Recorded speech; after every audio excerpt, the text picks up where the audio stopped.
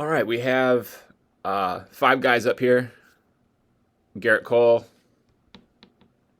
Spencer Strider, Dylan Cease, Emmanuel Classe, and Joe Ryan. We have all five of these guys paused at the moment in which their front foot has made contact with the ground for the very first time. When that front foot gets into the ground here, we call this foot strike. So when our front foot strikes the ground is where we have paused these guys' videos. At this foot strike position, we want to be able to check off a couple key positions with our body. The first position we want to think about is our belt buckle getting itself rotated and facing our catcher as much as possible.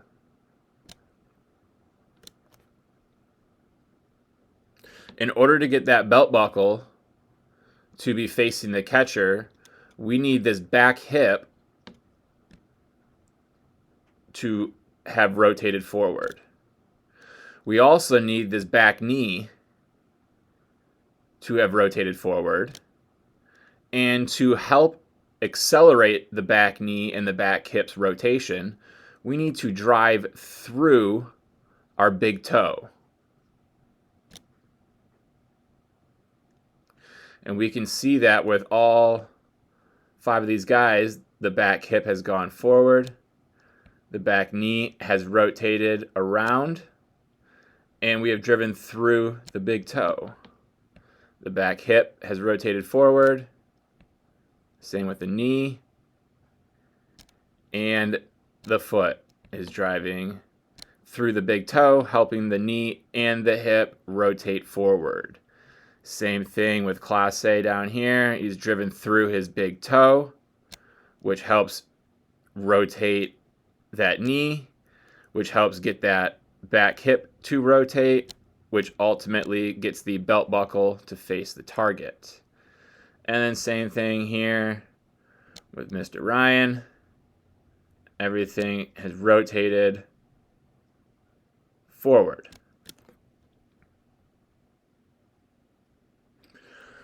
What we can also notice and want to check off is that the upper body has separated itself from the lower body. Our shoulders have separated themselves from our hips. And we've said everything with our lower body has rotated to the target. And we just said we want to separate our shoulders from our hips. So our hips going to the target, we need to separate that. So that means the chest, the shoulders, need to continue facing the same way they started. With all five of these guys being right-handed, that means their chest remains facing into third base dugout, while the hips have rotated home. So if we clear all those arrows up and we take each of these guys one by one and kind of make them bigger, we'll watch Garrett Cole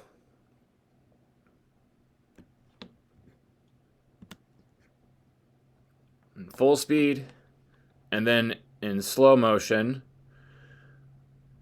we will pause him at that foot strike position. Boom. So again, we want to watch this back hip, this back knee, and this back foot. And we're going to rewind to right before he gets that foot strike to occur. And we're going to watch how this back hip is starting here, the back knee is starting here, and the back foot is still holding its ground on the pitching rubber. And we're going to be able to see how much rotation. Oh, wow, that got aggressive. how much rotation is actually occurring. Boom.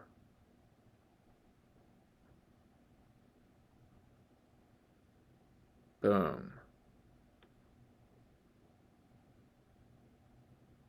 Boom. Let's take that to our next guy. Spencer Strider. Again, we'll watch it in real time and then in slow motion. We'll pause Strider at his foot strike position. Boom. Okay, we can see back hip is here. Back knee is all the way turned over. Back foot all the way turned over. We rotate, or rather, we unrotate that and we take him back. And we can see when he begins rotating just how much everything gets to rotate forward. Then his foot lands in the ground.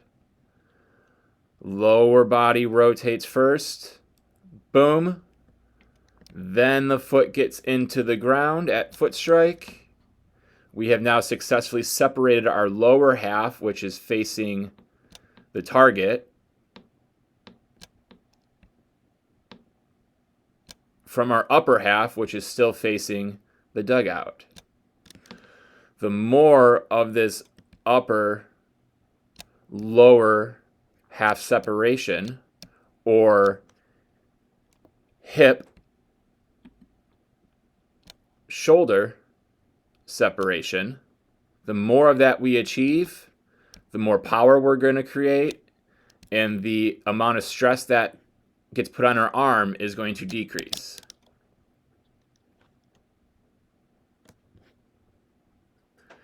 Let's take this to our next guy, Class A. Again, we'll watch it in real time and then in slow motion. Pause him at foot strike, so boom, there's the foot in the ground. We can see that belt buckle going to that target, while the chest still continues to face third base dugout. How did the belt buckle get to the target while the chest remains in its same position? Well, it's because that back knee rotated forward and we were able to drive through our big toe. We were able to rotate our foot around our big toe, which drives our entire body forward. Drives our entire body forward. The rotation of the knee and the drive through the big toe, the folding over of the foot over the toe, rolling my foot over my big toe, helps get everything to drive forward. And then once the lower body drives forward, now it's time for the upper body to drive forward.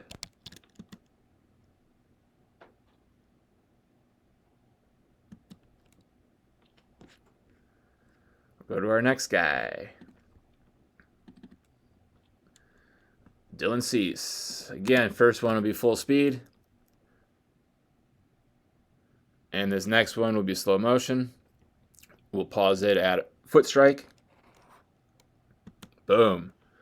We can see that same thing, driving through that big toe, folding his foot over his big toe, extending his leg through that big toe, reaching away from the pitching rubber through our big toe. So that way our back knee can rotate forward, along with our back hip can rotate forward. Boom. Boom.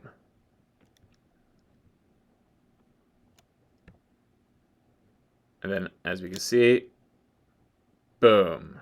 Our 3 points of our back leg is the hip, the knee, and the foot. We want to be strong in here so we can send power out through here. Bam. And then once we send that power through with the lower half, now it's time for the upper half.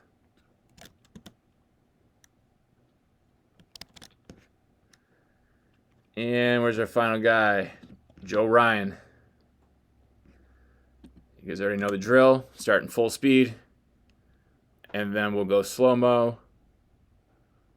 Pausing it at foot strike, where we can see again driving through that big toe, rotating that knee all the way down and around, getting that back hip to drive itself forward, which gets the belt buckle to the target, which is our catcher.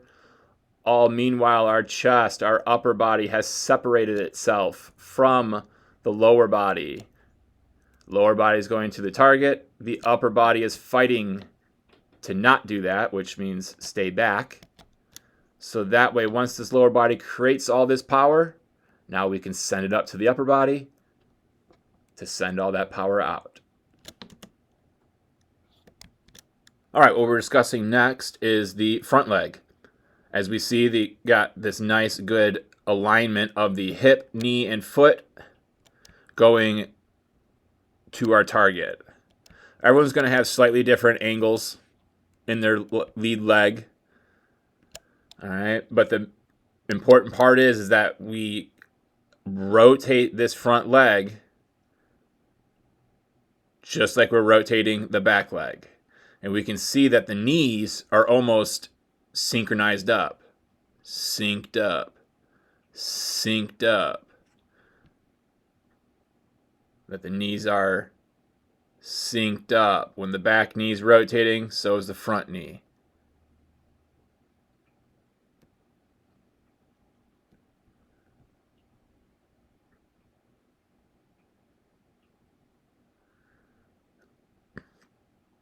Everyone's going to come down the mound a little different, but regardless, that front knee, that front foot has got to rotate to our target.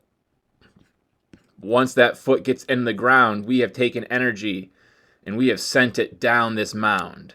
We have sent the energy from the back foot to the front foot. And now we got to get this energy from the front foot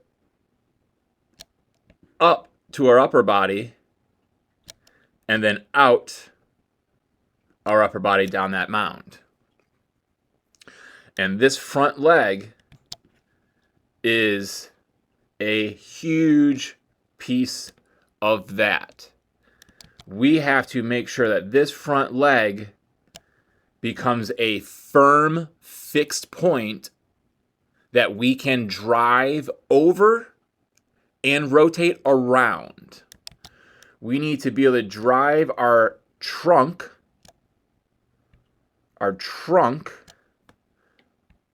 which is from our shoulders to our hips, our trunk, we have to drive over and around our front leg. We're going to be able to do that the fastest and the most aggressive when this front leg is firm. Just like our front leg gets firm when we swing, we need to be throwing on a firm front leg. More guys than not achieve that firmness in that front leg by taking the leg and locking out, stiffening up, or straightening that leg. So this angle that we have here with Dylan Cease, we'll see straightens out, stiffens up, locks out. And when that leg does that and turns into a firm point, that trunk is able to rotate itself in front of the leg, and then also around that leg. So because that front leg got firm, it stiffened up, it locked out, it straightened up, that allows the upper body to get slammed down, sent down, accelerated forward, as the arm is also then sent down. And then we can finish that rotation around.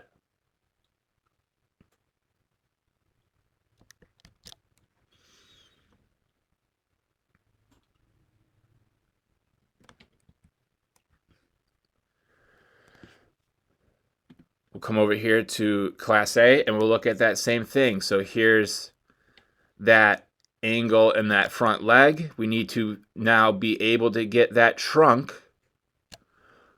in front of the leg and then around the leg.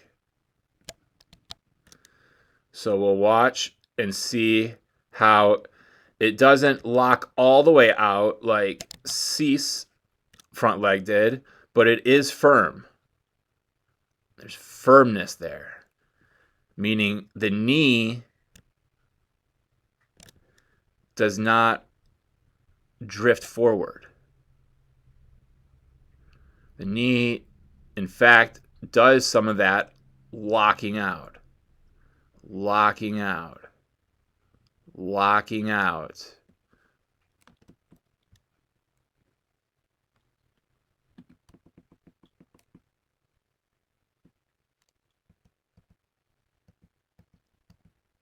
Okay. Come up here to Garrett Cole. Front leg angle. This has got to become firm so we can get the trunk in front and then around the front side. So we can see Garrett Cole fully locks that thing out.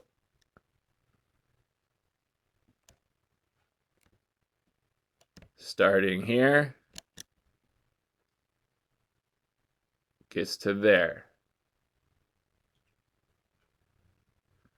And what's that helping? That's helping get the trunk out in front.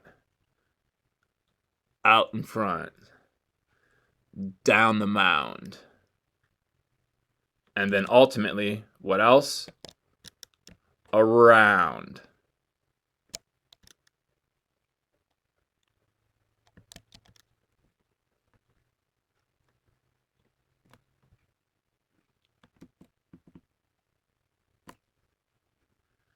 And then Joe Ryan. Same thing. That angle, that front leg needs to become firm so we can drive that trunk out in front and then down and around. And we can see not a full lockout guy, but a knee is not going to keep drifting forward. So that way it is firm. Now it's locked out. And now I can rotate around it, around it, around it.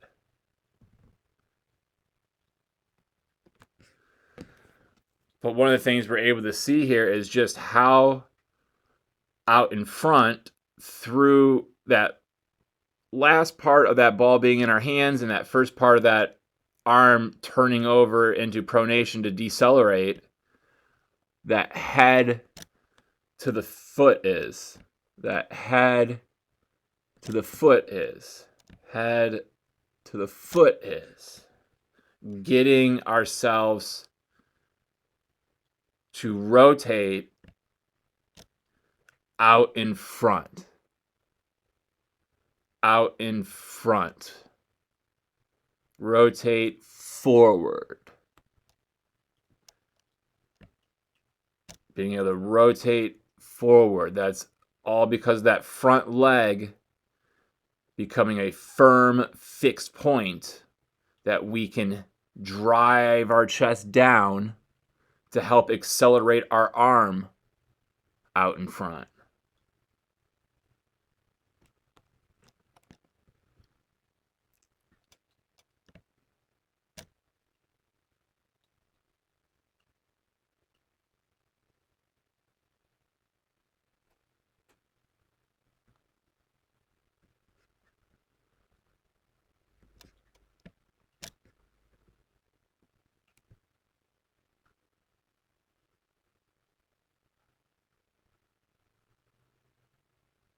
And then we can see the same thing. The Strider is a lockout guy. Stiffening that thing up. Straightening it up. So that way the trunk can get sent forward. Boom. Foot strike, he's here. So as well, we can see getting himself out over that front leg because that front leg became firm. It became a fixed point that we can get out in front of and then also be able to rotate around.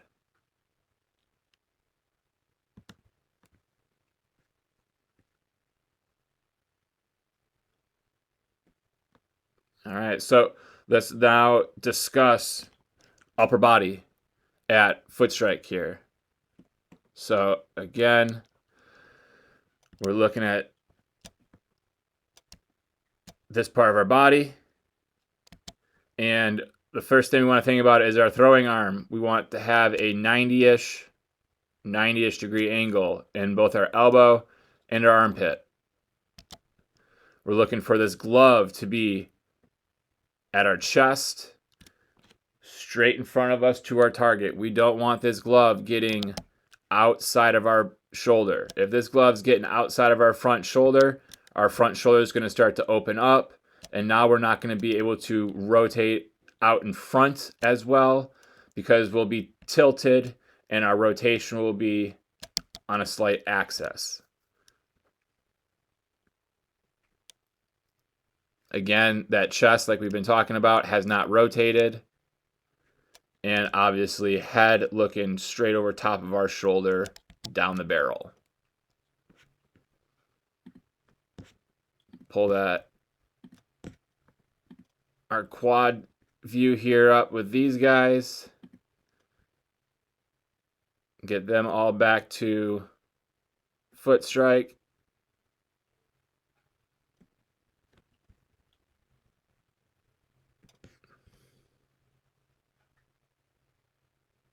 Okay, so as we can see, everyone's glove's in a slightly different position, but the overall theme is what? Glove is in line with chest. Glove is in line with chest. Glove is in line with chest. Glove is in line with his upper body. I don't want to say chest because chest is up here. It's more in line with his midsection. None of the gloves are outside of their bodies. None of their gloves have opened their upper bodies up, and that is why they were able to create tremendous upper-lower half separation. Not just because the lower body rotated itself properly and on time, but it's because the upper body did not rotate with it. And the easiest way for the upper body to start to rotate with the lower body is by that glove swooping outside of our body, swooping outside of our shoulder, which would then start the shoulder to swoop out, which would then start to bring the back shoulder forward, which now starts to make the chest, instead of facing third base dugout, starts to face the on deck circle. So now the hips, which are going this way, and the shoulders were going this way for ultimate separation, now the hips that are facing this way, the shoulders are facing this way. Less separation, which means less velo and extra stress on the arm to make that throw, which is the complete opposite of what we're trying to achieve through our good, clean mechanics. So we can see with that glove in that good position, the glove is just going to hold there as the body rotates to it. The glove will hold there as the body of the backside rotates to it. The glove will hold there as the body rotates through it. The glove will hold there as the body rotates through it. Boom. Boom. Boom. Boom.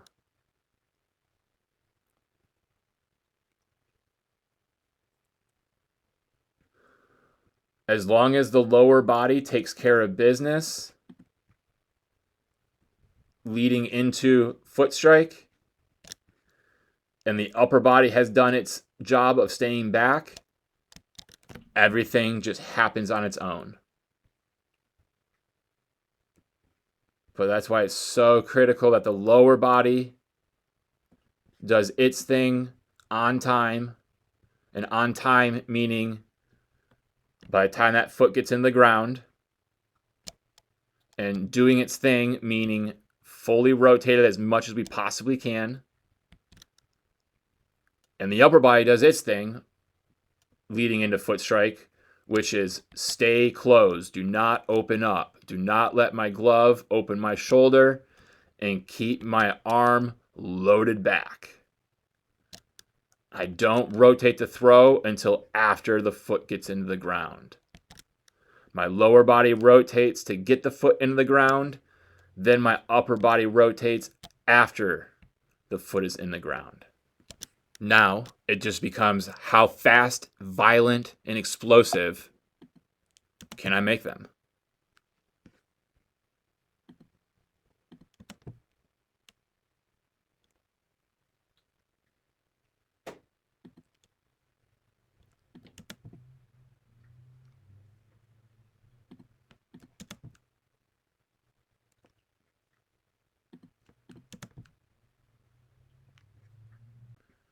All right, we're going to play your video 2 times here. The first time, it'll be all one motion, so you can see what you look like from 2 different points of view.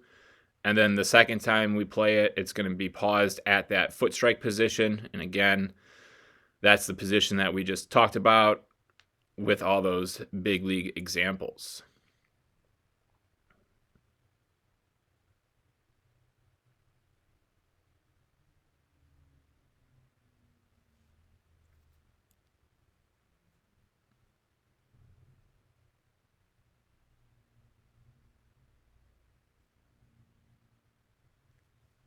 And there we are. That's our foot strike position.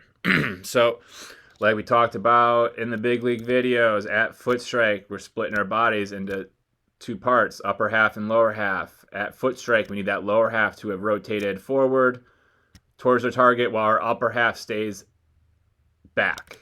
That way we separate the two in the directions that they're going.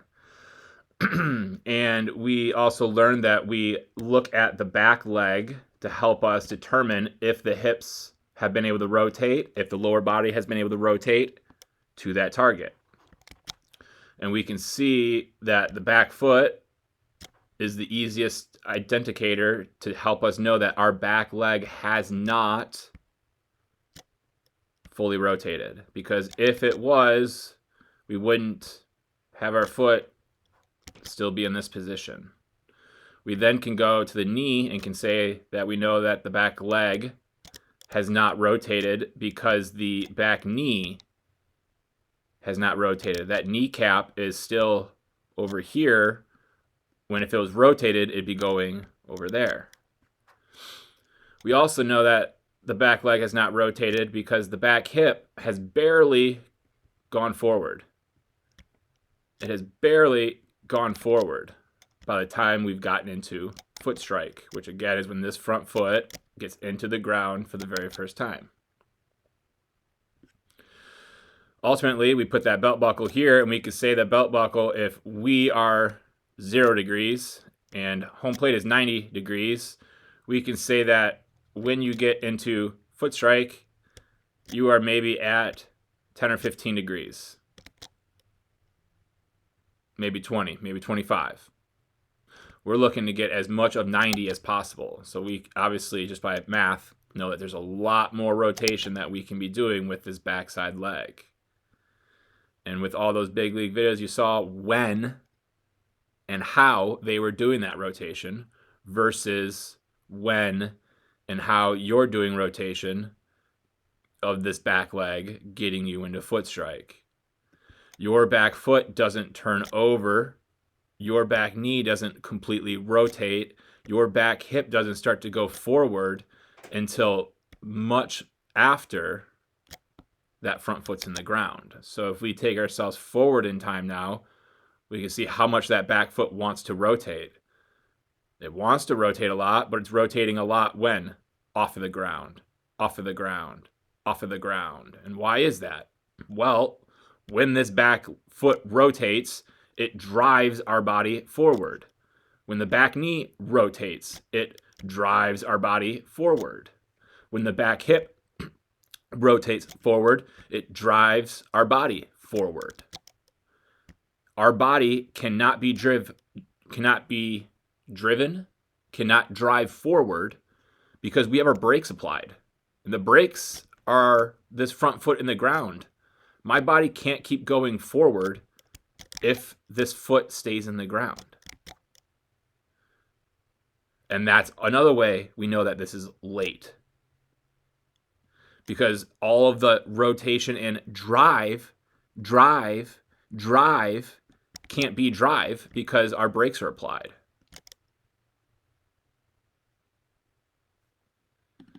Just quickly pull someone up. Be really anyone from a good side view perspective. Let's see someone that you hopefully know of. Spencer Strider. Let's take a look at him.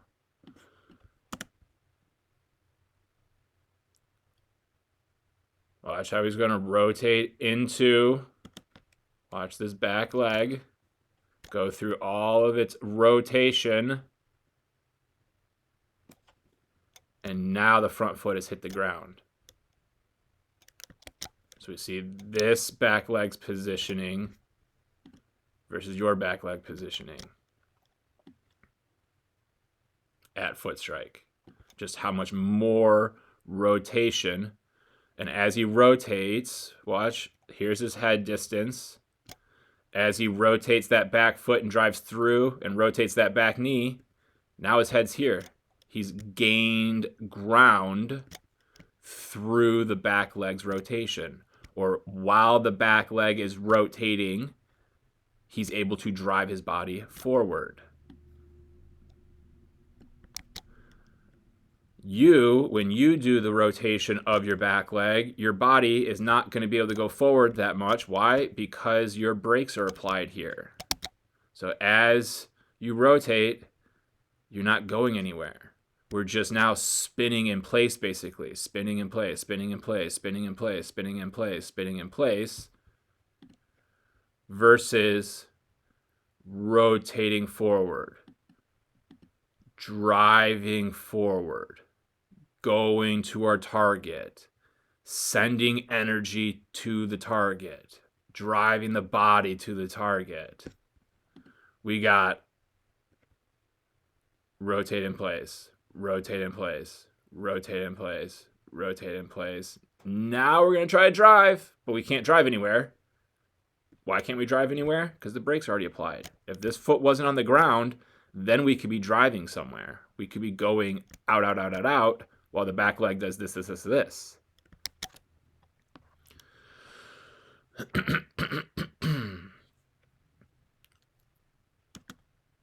Take that back to the beginning and we just watch the back leg specifically and watch how late it's going to start its rotation in relation to the foot in the ground.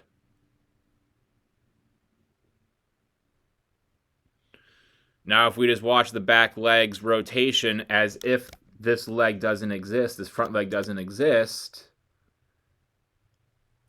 and it's constantly doing the right movement, is always rotating, the back foot is always wanting to do that drive, it's just not doing it on time. It's too slow.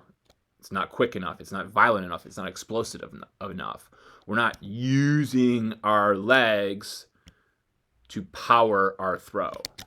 And that's what it means to use our legs. We got to create some energy in our legs if we want to have energy with our throw.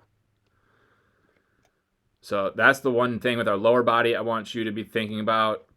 Second, let's just look at our grip. You are closer to throwing a splitty than you are a fastball. We got to get these fingers closer together.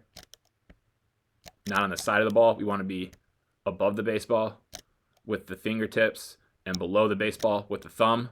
Right now, you're below the baseball with the thumb, and you're on the side of the baseballs with your fingers. So we need to narrow the gap up between your fingers. We got to make that smaller.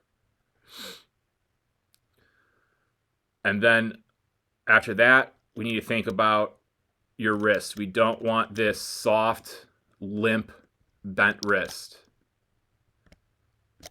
Straighten it out, keep it straight. Okay, I don't want you to think that this is loosey-goosey like this. I want this to get a little bit more firm, a little bit straighter. All right, because as you get it soft and loopy, it's gonna get all curled like a cobra head now back here. And that's gonna lead to other issues that me explaining it is not gonna make much sense to you. But when we're curved this way, now we come to flip this arm up. That's going to make that hand want to now flip back the opposite way, and now our wrist is bent backwards. So we went from it bending forwards to now it bending backwards. So now it's just going blah, blah, blah, blah, blah, blah, blah, blah. And that's not going to help us be repeatable when it comes time to being here, here, here, here. So the three main things that we're going to start with for you, bud, is got to learn how to use this backside and how to use it on time. Then we got to not throw splitties and throw fastballs. We got to get these fingers closer together. And then we got to think not this limp flexed wrist, but a firm straight wrist throughout. That's what we're going to start with. We got honestly a lot of other things to get squared away, just in terms of becoming more of a pitcher. But these three things right here, we want to get squared away just to help us become a better thrower. And then we'll start talking about some of the other things that were more discussed in detail in the big league videos to help us become a better pitcher. Right now, we just got a lot of things going on that are going to put our arm in a position of a lot of unneeded extra stress to try to throw the baseball over and over and over again, just as a fielder, let alone a pitcher, who's now making high-intensity throws downhill with max effort in mind, throw after throw after throw. There's a lot of things that we need to first clean up to help keep this arm healthy and safe for the full season, just as an infielder. So once we can learn how to use the timing of our lower body, but more specifically your back leg, to help power the throw, and then we clean up the grip and the wrist with the throwing arm. And once that becomes consistent, then we'll start getting some more pitching specific things that we can focus on. And we'll revisit this video in a few weeks and discuss what those are. But for now, fire the backside sooner, which we're going to have to learn what that feels like. So some of the drills in the montage of videos that got sent in the group chat or wherever it's getting sent to, there's about like 8 or 9 different mechanical drills that we can do. There's a couple in there that'll help you with the feel of that back leg rotating. And then the grip and the wrist is pretty self-explanatory of just every time you're throwing the baseball, get those fingers closer together and think about firming up that wrist. All right, bud. It was good meeting you tonight. Here is your video synced up. We're going to let it play 2 times. First time is going to be all one motion so you can see how you're looking and be able to easily rewind and watch that again however many times you'd like. And then the second time here, we're going to pause it at that foot strike position that you just got to hear great explanation on with all those big league examples. So here's that position. Let me get this up here for us, and we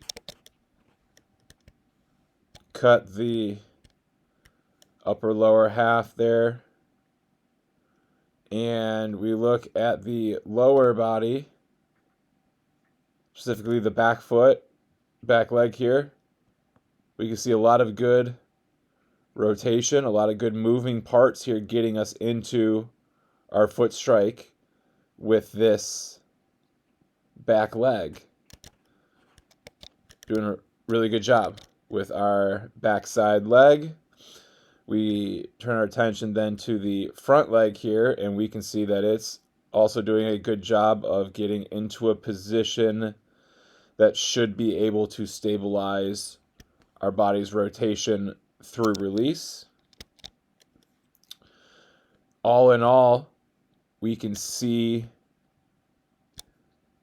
that good rotation on the backside that's gotten that belt buckle to go to the target, and that front leg has also done the same thing in its rotation forward.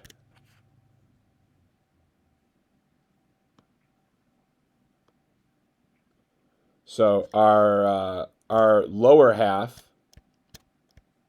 is moving really well.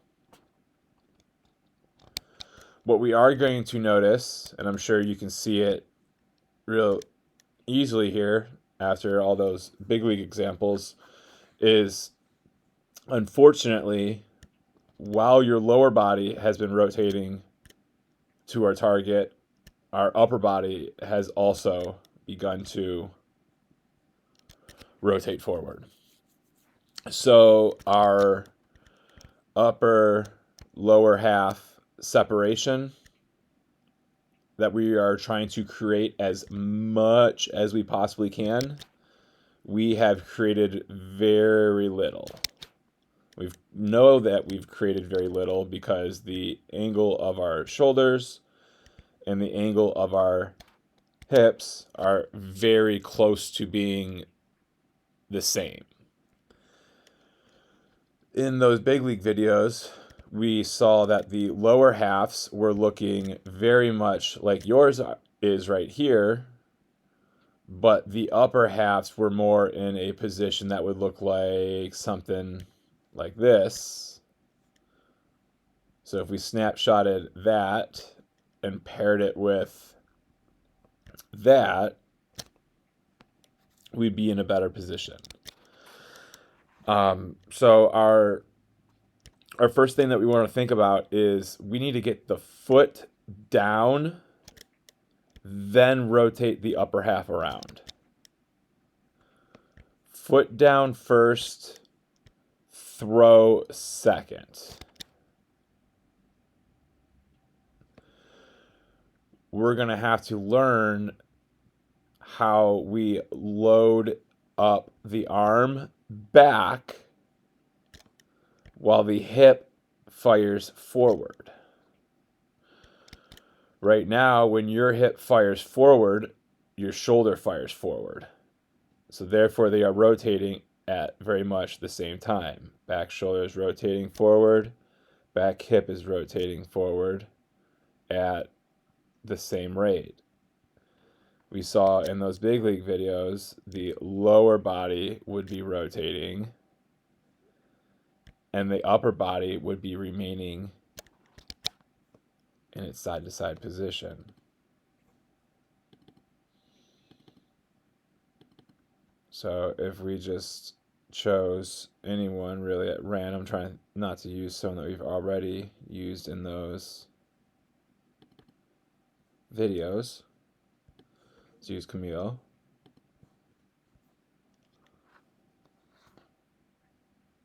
And we'll pause him at foot strike. Boom. We can see his belt buckle going to the target, his back knee rotated forward, his back foot fully turned over. But where are his shoulders? They're here. They're still facing us. Versus your body gotta go this way. Your body at foot strike. We can just see how much more your shoulders at this angle are matching the angle the Vol shoulders are at. But by the time your hand gets loaded up and your foot gets into the ground, we can see just how much your shoulders have started to rotate around. Maximum upper lower half separation over here, and very minimum, if any at all, over here. So Duvall is having the amount of stress being put on his arm to throw this ball at a high intensity over and over again is at the lowest it could possibly be, while maximizing the amount of power the body is creating, which helps us throw as peak of velocity as possible. On your end, we are hitting the opposite of that. We're putting the most amount of stress possible on our arm to make these high intensity throws because we're not using the body to make the throw. We're having to rely on just the arm to make the throw. And we're minimizing the power potential that we can create when our body moves out of synchronization. So we can see rotate the lower body, but the upper body does not. So then now the upper body can come through. Versus now I'm going to be making my throw. A lot less rotation there. Whole lot of arm trying to be moving fast. Instead of it being there he is at foot strike. Instead of it being the shoulders rotating and the arm whipping through. At your foot strike, it becomes the arm having to push through and move the shoulders. So we can just see with that type of example there, the amount of extra stress being put on the arm on yours versus the body making the throw on Duvall's. And that's all because we were able to get the foot down, then rotate, versus your foot getting down and your upper body being rotated already. Once we're able to do that, we're going to be able to rotate things through a lot easier. We can also see these videos were taken before we mentioned the leg lift speed and getting the tempo of the delivery to be faster, and thinking of getting everything to rotate beyond just this. And this video can really show you how when we get done throwing, how everything's just kind of dead here. Everything's just kind of dead here. Versus when we were throwing with higher intensity and going around, this was coming around a lot more. So in a couple weeks, we'll get new video and we'll be able to compare what we see and how your body has wanted and has been pitching versus what we've been able to progress it to through the drills that we'll do in our sessions.